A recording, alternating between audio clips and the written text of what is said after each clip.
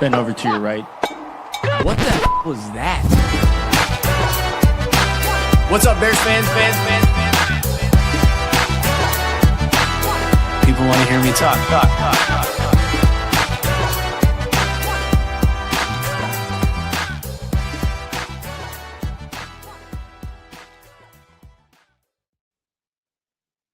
What's going on, Bears fans? Welcome to another episode of the Nicholas Moriano Show. I'm your host, Nicholas Moriano. If you heard the intro to that video, I say, what the heck was that? Well, that's exactly kind of how I felt after this Bears-Lions game, 1916 loss to end the 2025 regular season. And I don't even know for this video if I want to harp on too much of what happened in this Lions game, but more so just talk about the top concerns as I look at this wild card matchup, round 3 against the Green Bay Packers. And for me, I'm just gonna get right into it. I don't want to sugarcoat this, make this video any longer than it needs to be. I could arguably start on offense or defense, but I think for the sake of just having things flow, let's start with the defense. When I look at Dennis Allen's unit right now, and I've been asking this question for a couple weeks now. What is this unit if it cannot create takeaways? They got one today, Kevin Byard, 7th interception, still leading the league, and will finish the season as the league's leading interception leader with 7. But if they can't create takeaways, what can they do? And based off these last 2 weeks, even though the scores were dramatically different, 42-38 loss to the San Francisco 49ers on the road, 19-16 loss here at Soldier Field against Detroit Lions, Jared Goff still had his way with this Bears defense, carving them up, targeting Amon-Ra St. Brown, who's the leader in this game. Over 100 yards easy, 139 on 11 receptions, 15 targets. Yeah, Jameson Williams adding another 6 receptions, 74 yards in the game. Schematically, here's just a couple of bigger picture things. What I see from this Bears defense as it stands currently today. They're not a unit, and this has been the case all season. They're not a unit that has a lot of team speed, especially in the secondary, especially at the corner positions. This is even when a healthy, at the time, Tyreek Stevenson, Kyler Gordon, Jalen Jones, that's not the fastest group of wide receivers. Never was, and we knew that. But you saw really, I think, that weakness come into play when those crossing routes, those drag routes, when they're going up against Jalen Johnson, that deep in route that you saw Nahshon Wright give up a couple times in this game. It happened also last week in the loss to the 49ers. So when you're Dennis Allen, which, I think this is back-to-back weeks where he's going to be looking at the game tape, wondering, why did I leave C.J. Gardner-Johnson while he was still in the game before he got concussed in man coverage on Amon-Ra St. Brown on third down situations? What can he, and there are people that were when I tweeted that out, what else is he going to do? I don't know. I think you've seen that enough to where it just hasn't worked. And there was one third down rep that they had in this game against the Lions where Jalen Johnson was the guy on Amon-Ra St. Brown. It ends up being an incomplete pass. The Bears, I think, give up a field goal on the drive. But even when Jalen was asked to be the guy covering Jameson Williams for one of the plays, it was two times in that game where, you're playing off coverage and Jameson Williams has better speed, not only than Jalen, but most corners in the league. And if you're having him try to trail, that's just a tough ask for any corner. So schematically, those things can't work. I haven't seen him just when I posted on Twitter, they can't play man, they can't play zone either. Yeah, there are some of those deep in crossing patterns where Jared Goff, precision passing, was able to get exactly where he needed to put the football, and you're giving up those big chunk yardage. And I get it. The Bears defense only gave up 19 in this game. And here's a quick silver line before I keep going into negatives. The second half, they didn't give up a touchdown. Just looking at the drive results, their first possession from the Lions in the third quarter was a punt, 4 plays, 5 yards. And in a field goal drive, the next play, 11 plays, 74 yards, 4 plays, 23 yards and a punt on the next offensive possession for the Lions. interception by Jared Goff, and then you get the field goal at the end. So were the Bears better in the second half than they were in the first half defensively? Yes. But was the damage already done? It technically was, because they gave up 16 points in that first half. Jared Goff was able to find his receivers. And I just thought too that when you give a guy like Goff plenty of time, he's going to find some of those bigger targets downfield. And another issue with this Bears defense, not only do they struggle with the man coverage abilities, especially, again, those crossing routes where receivers are able to utilize that speed, but let's be honest, too, stopping the run and creating pass rush haven't been the strengths of this Bears defense either. And that's why you saw Jared Goff able to, more times than not, stay upright in the pocket. Rushing on the day for the Detroit Lions, let's see, 122 yards rushing, 19 carries for Jahmyr Gibbs, 80 yards. David Montgomery, 8 carries, 42 yards, 5.3 yards average, but 331 yards receiving. Khalif Raymond, I think, he was the one who had a nice drag route concept away from Jalen Johnson. And then was, Jameson Williams. Amon-Ra St. Brown was just doing whatever he wanted to. And then even mocking the Bears with their own first down celebration. If you're Amon-Ra St. Brown, if you're torching the Bears defense, I completely get it.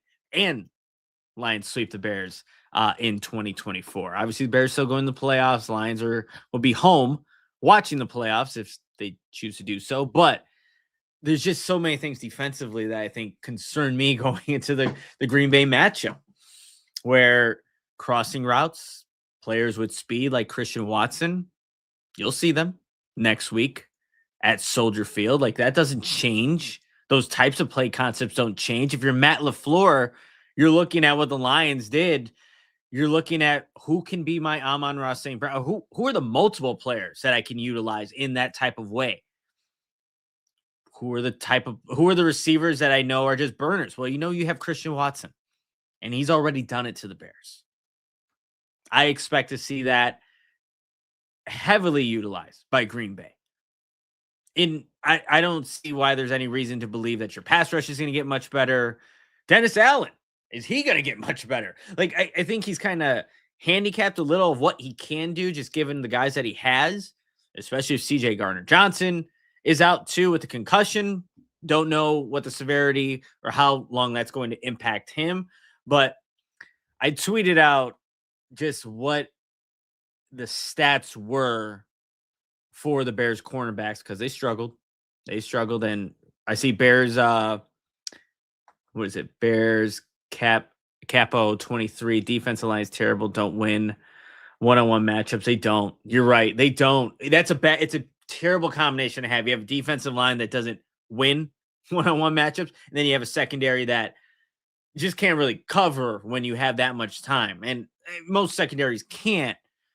And that's why you wish your pass rush should be better. But going back to the stats for the cornerbacks, that's according to PFF, as they do the tracking in real time. But Jalen Johnson gave up 6 receptions on 7 targets for 81 yards. Nashawn Wright, 4 receptions on 5 targets for 68 yards.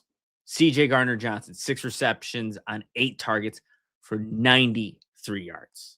That's significant, you guys. That's a large amount of just plays.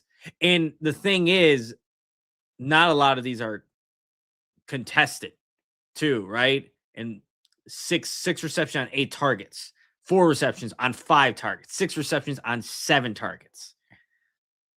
It's just not good enough. And if I'm Matt LaFleur, to be honest, I don't even know if you have to really go vertically. I would want to test these Bears DBs as they go try to track people down, cover them horizontally. Because that's where you see a lot of these plays being given up. Middle of the field, too, if they're playing zone, the deep dig routes have been hurting this Bears defense. And I was just surprised, too, watching it. Like, why didn't Tyreek Stevenson get a shot at any point in this game? Didn't look like he had a single snap on defense. I was trying to look at that in real time, but also confirm that with PFF, just the stats that they track. Didn't look like he got a single one. I would be curious to see what he would look like. If you're going to do man coverage as much as they did in this game, why not try to put somebody else out there? And I get it. And Sean Wright has had a great season with the takeaways. And, there have been times where he's been more than a willing tackler. But just from what I've seen the last 2 weeks alone against San Francisco, where you give up 42 and you couldn't stop the run to save your life. And then this game, like you're not going to take out Jalen Johnson. That's not a smart move anyway, but it's like Nishan Wright. I would like to see Tyreek maybe get some opportunities. And if the Bears thought that even in this game, what the secondaries look like, that he shouldn't get a shot, then maybe that's also an indication of what the staff thinks at this point. Who knows? But those individuals need to be better. Plus that defensive line absolutely needs to be better. The touchdown to Jahmyr Gibbs, TJ Edwards, that's a tough spot for a linebacker to be in. That little angle route where you're faking like you're going out and then cuts right back in. I don't honestly know many linebackers that can cover that perfectly, but out leverage, the bad angle, give it up in the middle of the field, touchdown. It's tough, but Dennis Allen needs to, I don't know. He didn't really want to talk about the performance from last week. I don't think he's going to really want to talk about this one. More so, he's probably going to be looking forward to Green Bay. But if the same problems are going to keep happening, then yeah, we got to talk about it. So it was a disappointing effort from the Bears defense. Like I said, in the second half, they did just give up a field goal, but that's all the Bears or the Lions needed to win that game, make it 19-16. But defensively, man, I'm curious what Matt LaFleur is thinking of this game, what the Bears just put out there on tape. And realistically, how much different can this defense look? Like, I'm being real with you guys. As the Bears prepare for their first home playoff game since 2018, how much different can the defense look? I think it's a valid question and one that doesn't really need a long answer because I don't think there is one. So they'll look at the tape, they'll find ways to maybe put their players in better positions, and they have to see where they are health-wise. Kyler Gordon's still on IR. They got to see if he's even going to be eligible to come back off of it, if he's healthy enough. But, I think he would be an upgrade at the nickel corner spot. But like I put in a tweet earlier as I was watching this game, I think it's unrealistic to even think that a guy that's played 3 games all season is just going to be the savior. He's definitely not going to be, and if he's even going to be in a position to be in a good spot, playing shape, all these things are factors. But, if CJ Gardner-Johnson can't go, looked like they had Jalen Jones a little bit in the game at the end there. So the Bears are just beat up. The Bears are just a defense that I think is going to look different next season. And I don't want to be talking about next season already because there is a playoff game, which is exciting if you guys are still feeling optimistic about it. And I think Bears fans should be. I think Soldier Field is going to be electric next weekend for the Green Bay Packers, round 3, which they should be. But this game does, I think, just damper down, I don't know, maybe not the expectations. Maybe it could be expectations for some, but just the mood going into the 2025 postseason. I think this is a good spot. If anybody has any questions too, as you're watching, please feel free to just comment here. I'll definitely get to them as we kind of go through the show. Like I said, I don't want to be here too long talking about everything that went wrong, but I think this is going to be a good opportunity right now. So we get to the other side of the ball. If something else comes up, then I'm thinking defensively, then obviously we can get to that. But before we talk about the offense, which is also another issue here, I have to tell everybody about my friends at Windy City Sports Cards. They specialize in buying and selling all things related to Chicago sports. So whether you're a diehard fan of the Bears, Bulls, Cubs, White Sox, or Blackhawks, they've got you covered with an extensive selection of sports memorabilia and collectibles. In addition to those Chicago-focused items, they also offer a vast collection of sports trading cards and memorabilia from your favorite teams and favorite players. Visit their online store to find exactly what you're looking for to complete your collection or to simply discover a new favorite. Check them out at 312-WindyCitySportsCards.com. That's 312-WindyCitySportsCards.com. All right, everybody, this is the Nicholas Moriano Show. I'm your host, Nicholas Moriano. Make sure to like, subscribe, leave a comment on this show as we now transition here to the offense. The offense. Well, I guess rewatching this, I didn't realize that they didn't score any points through the first 3 quarters, which is great. 16 points all scored in the fourth quarter. Couldn't get really anything consistently going in the first half. And then just think back to the last 2 matchups with the Green Bay Packers. You went scoreless in the game against Green Bay at Lambeau, and you score 3 points, if I'm not mistaken, in the first half at Soldier Field. I believe I have that right, just in how they were scoring.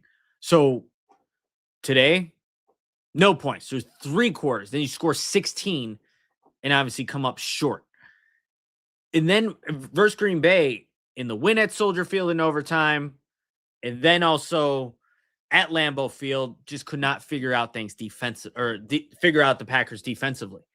And that I think is concerning because the Bears were a team playing at home this season for a majority of the season where they were actually scoring more in the first quarter than they were on the road. But in these instances I just mentioned, Detroit, both times against Green Bay, that has not been the case. And obviously you can't do that in the playoffs. You can't. I was just listening to Ben Johnson, Caleb Williams, extremely disappointed in the performance as they should be, but they're kind of putting this behind, and you have to look forward to what they're saying is calling this like the new season, the postseason.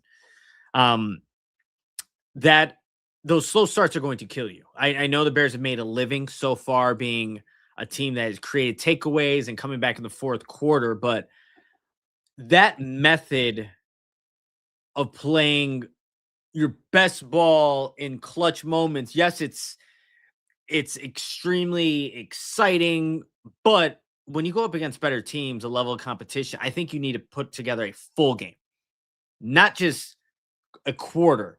Can it work? Yes, we've seen it. We've seen it work. We've actually seen that method work 6 times for the Bears this season where they've come back to win. But I think if the Bears want to go further than just the wild card round against Green Bay Packers, you got to put quarters, drives, halves together to actually win. Let's really quickly, like Caleb Williams, looking at his stat line, 19 of 34, 250, 2 touchdowns. Oh, this is sorry. That is not his stat line because that is what he did against the Green Bay Packers in the final overtime when I was looking at the scores. Caleb Williams against the Detroit Lions on January 4th, because that's today, 20 of 33, 212 yards, 2 touchdowns, an interception, sacked once, 86.9 rating. I'm going to be honest. I can't give you a my complete analysis of his day. I would need to really go back and watch it, but I'm curious on the interception to DJ Moore. I'm curious a couple things on that play. I know I've been seeing, just watching that play when it happened live, watching the replays, the highlights of it, like the safety boxes out DJ Moore. It completely boxes him out and gets the pick. So it's a really good play there by the safety. I'm curious about the effort a little bit there too. Maybe the safety just has the angle and DJ can't do much about it. But also, I believe it was Durham Smythe was one of the players on the underneath route that is wide open on that play. And, I know Caleb Williams said something along the lines of he's still going to give his guys a shot on that specific play when asked about it. But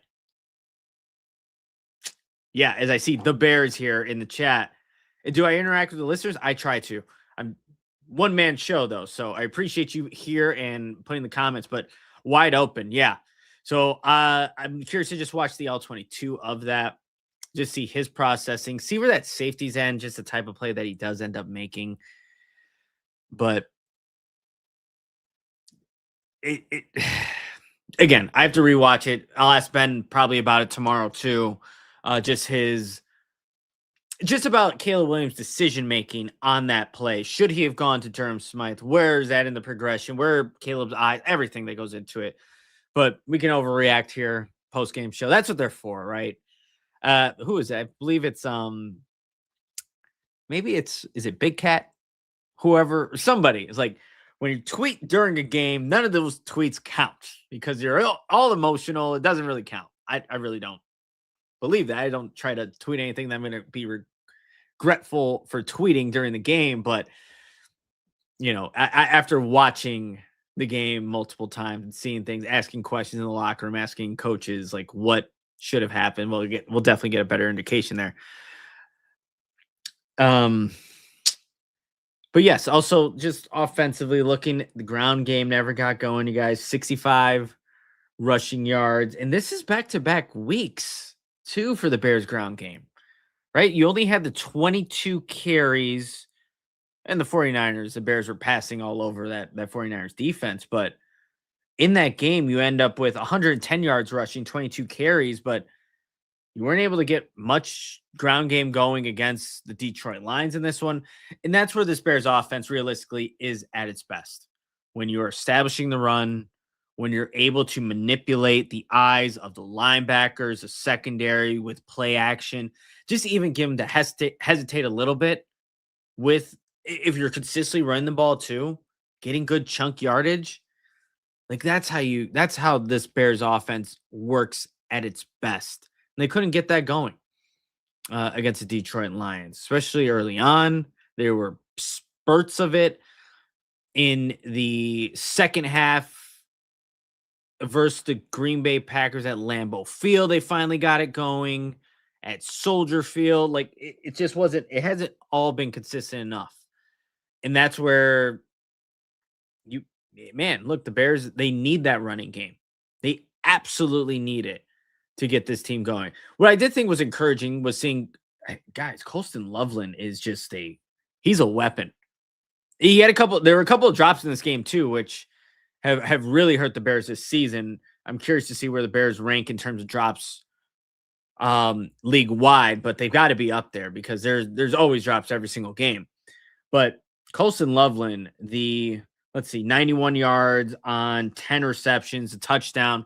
Cole Kmet, a hell of a catch on the 2-point conversion. So you have a weapon in Colston Loveland. I think someone that Caleb Williams just trusts at this point, where you can line him up outside, you can line him up in the slot. He is a mismatch player for a defense. You're gonna put the linebacker on him, or you probably have to go with safety. I think would be the best play, but then you have the size issue there. So Colston Loveland, really good performance here. It took a little bit too long to get Luther Burden involved, but he finished with 3 receptions, 35 yards.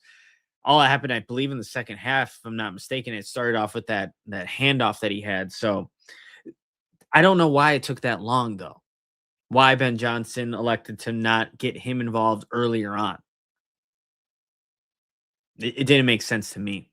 And actually, really quickly, when I was thinking about things that I may have forgotten about the defense, encroachment by Andrew Billings on a play that was the play clock was about to expire. Actually, got flagged twice for that.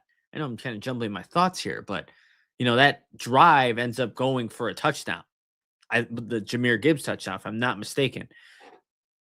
Can't have that, man. Cannot have that, especially if you're not stopping the run. And like the thing is too with Andrew Billings, he's the closest to the ball. He's literally right there. Can't have that happen. I'm curious, you guys, what is because now, I mean, I feel like I've talked about everything that I need to talk about. And like I said, I really do need to go rewatch this game again and just see more about it. But what are your thoughts on this team? Are you feeling confident about the Bears as they're going to face the Green Bay Packers for the third time this season at Soldier Field? Are you feeling good about that matchup? Was this the matchup that you wanted? What are you thinking?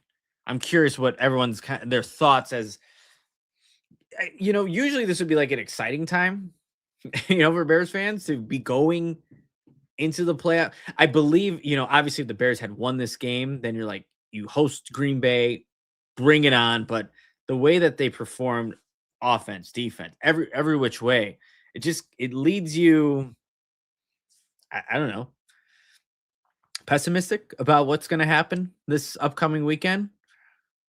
But If yeah, you have any thoughts, just leave them in the chat here. If not, then we're gonna close this thing out and I can go back to rewatching this game. Ben Johnson was asked about, let's see, we'll get the exact time here. The punt that they had late in the game. You had 2:11 left in the fourth quarter where they start that drive. You have a 10-yard penalty on the intentional grounding penalty. There was also a lot more pressure than, not that I expected, because I know the Detroit Lions love to run their stunts and things like that. You have Theo Bennett starting at left tackle, but still 15-yard pass to Kyle Monangai. And then with 1:55 left in the fourth quarter, Ben Johnson down, or this would be tied 16-16, elects to punt the football. He did say that in his post-game press conference that he thought about potentially going for it, but considering,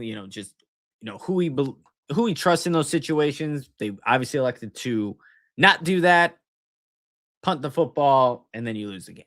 And maybe he was seeing what the defense was doing in the second half that allowed them to maybe feel confident that they could, I don't know, get the ball back, whatever it may be, but that just wasn't going to happen. Not against that Bears defense. How they were kind of giving up some of those big plays, the crossing routes, 26-yard pass play to, who was this? Amon-Ra St. Brown.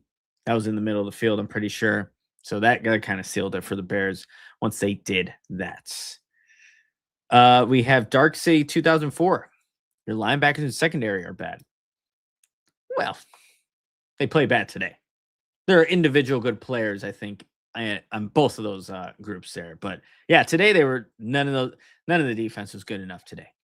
Nobody. The Bears weren't good enough today. Let's be realistic here.